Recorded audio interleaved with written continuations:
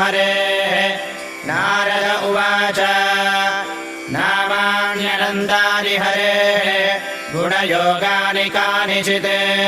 मुख्यवृत्तीनि चान्यानि लक्षकाण्यपराणि च परमार्थैः सर्वशः प्रेरेको ज्ञेयः परः पुमान् आदिमध्यान्तरहितः सव्यक्तोऽनन्तरूपभृत् चन्द्रार्कवह्निवायव्यादिग्रहर्षाणि नभोदिशः अन्वयव्यतिरेकाभ्याम् सन्ति नो सन्ति यन्मते तस्य देवस्य नाम्नाम् हि पारम् गन्तुम् हि कः क्षमः तथापि चाभिधानानि वेङ्कटेशस्य कानिचित् ब्रह्मगीतानि पुण्यानि तानि वक्ष्यामि सुब्रतः यदुच्चारणमात्रेण विमुक्ताः परम् व्रजेत्